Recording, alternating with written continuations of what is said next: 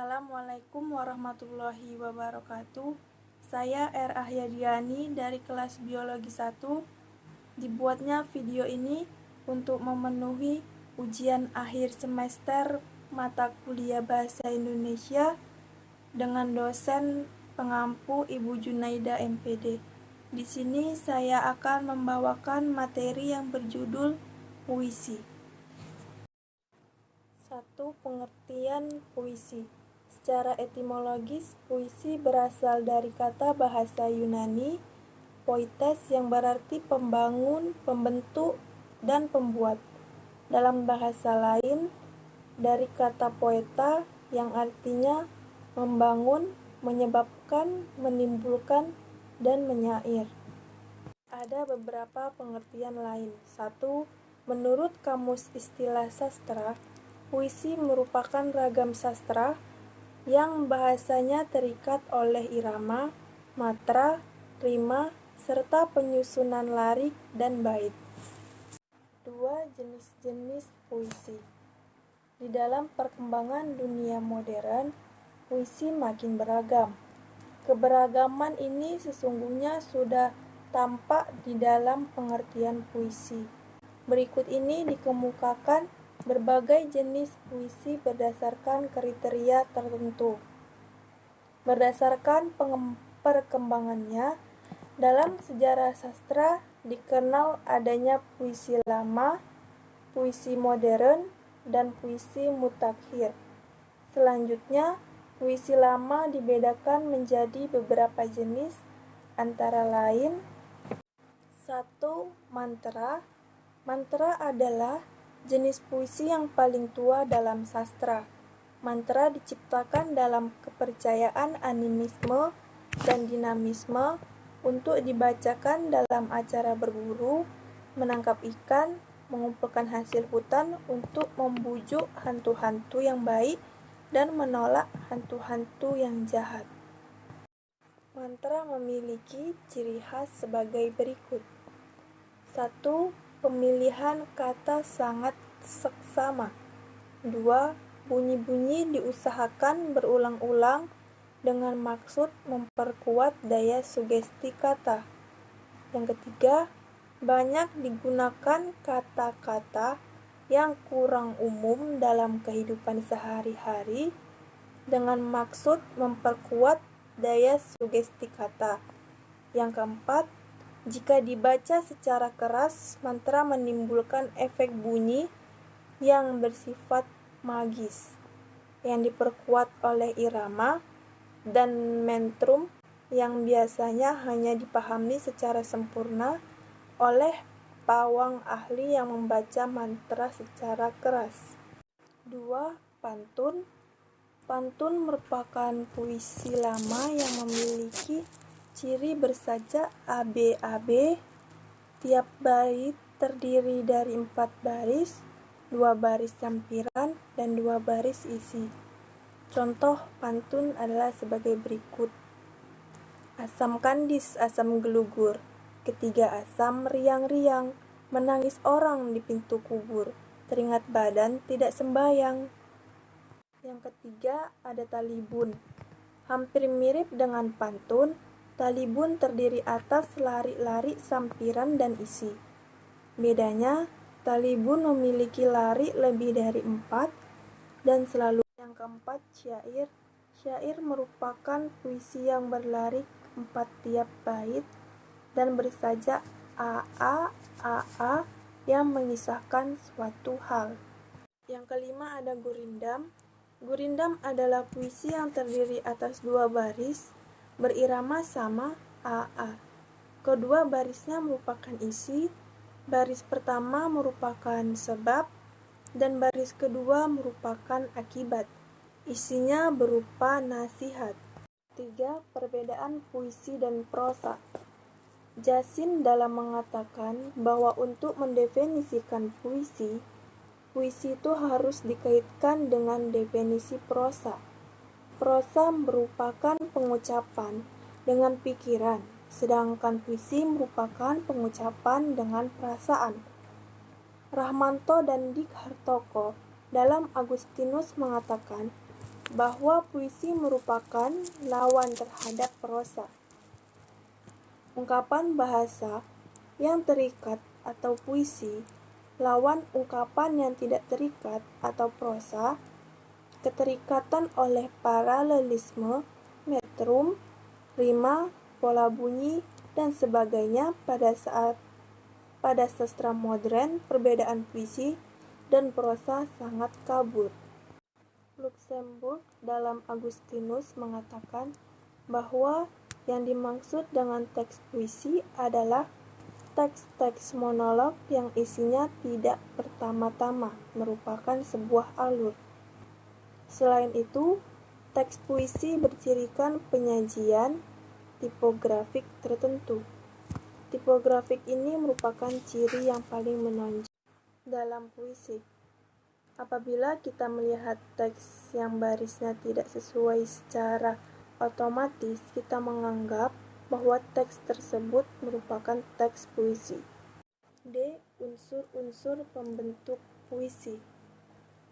Ada beberapa pendapat tentang unsur-unsur pembentuk puisi. Salah satunya adalah pendapat I.A. Richard. Dia membedakan dua hal penting yang membangun sebuah puisi, yaitu hakikat puisi atau the nature of poetry dan metode puisi, the method of poetry. Hakikat puisi terdiri dari 4 hal pokok, yaitu 1. Sense atau tema atau arti.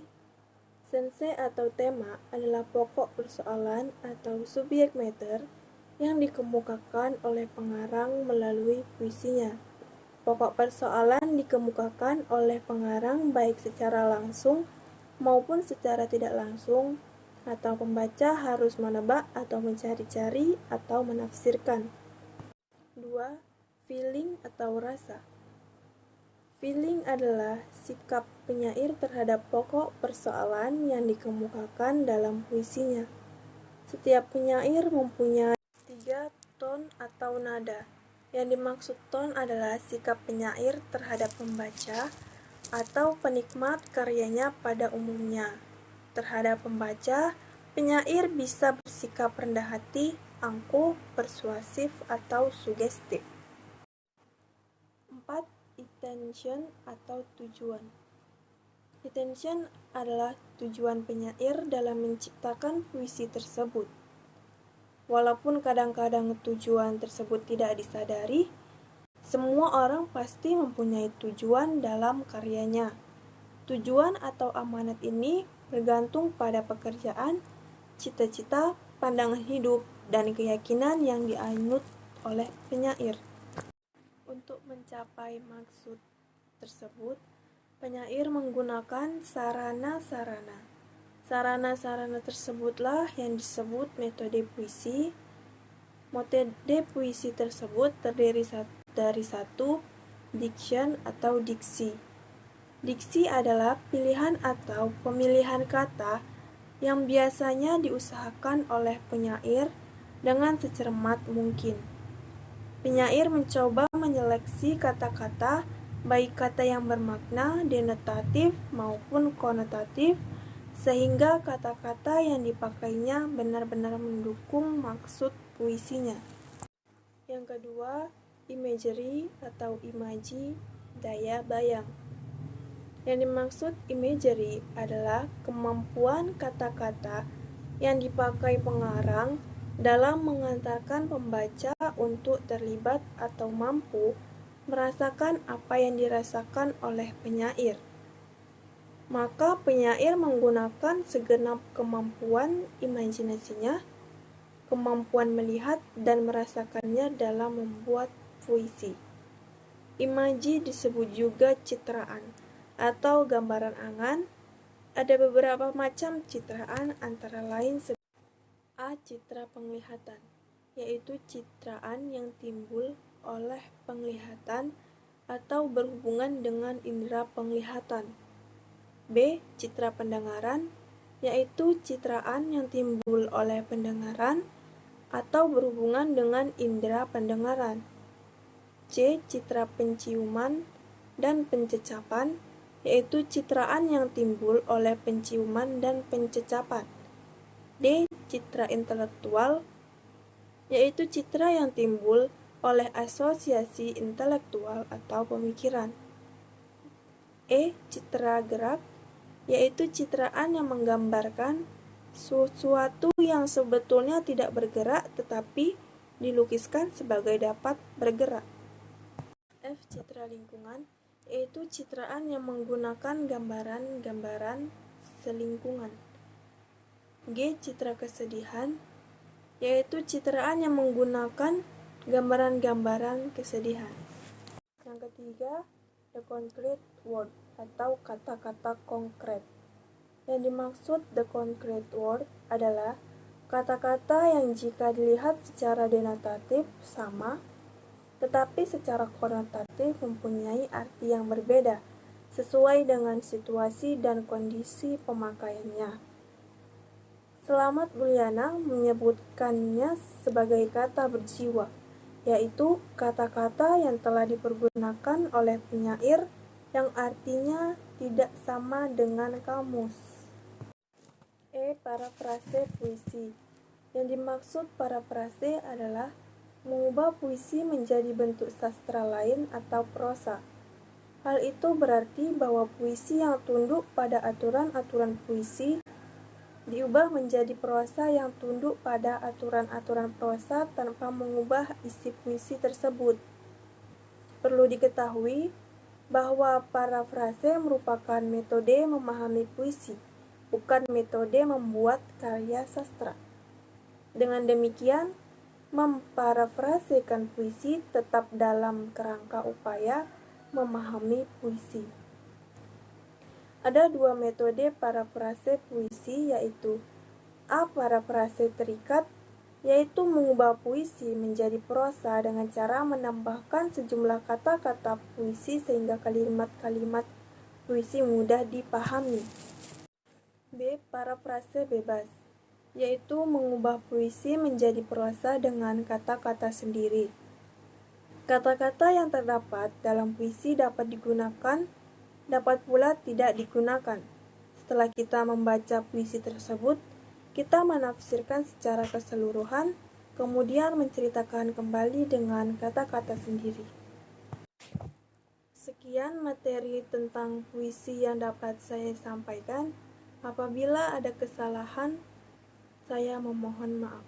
Wassalamualaikum warahmatullahi wabarakatuh.